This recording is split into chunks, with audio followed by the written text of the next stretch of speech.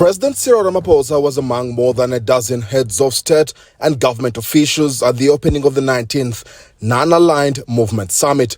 The gathering in Uganda's capital, Kampala, was a convergence of 120 member nations not aligned to major international blocs. It's a politically very robust movement that has espoused very progressive political, ideological adherences.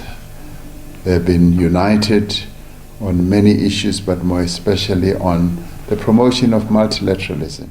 Azerbaijan is the outgoing chair of the group, and its foreign minister looked back on its 4-year tenure at the helm. It is worth to state that our chairmanship in NAM coincided with COVID-19 outbreak. Azerbaijan, as a non-chairing country, played a key role in consolidating our efforts within movement towards combating this pandemic. We managed to transform pandemic-related challenges into cooperation opportunities. The Non-Aligned Movement, or NAM, is seeking to further assert itself more on global issues.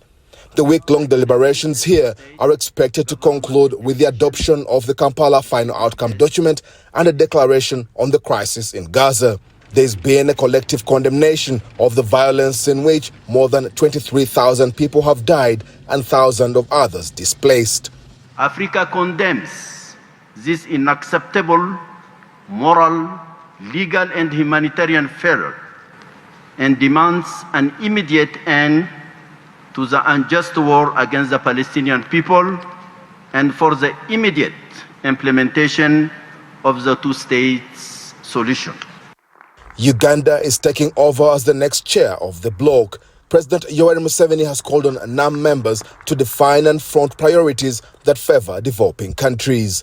The strength of the non-aligned movement should be used to exercise considerable influence, particularly at the UN, for the effective transformative process for a better common future. International peace and security, as well as dealing with humanitarian crisis, will be part of the priorities. The heads of state will conclude the summit satisfied with the growing desire from member nations to seek an equitable global governance system. The general consensus, though, has been on the Israel-Palestine crisis, with a call for an immediate ceasefire.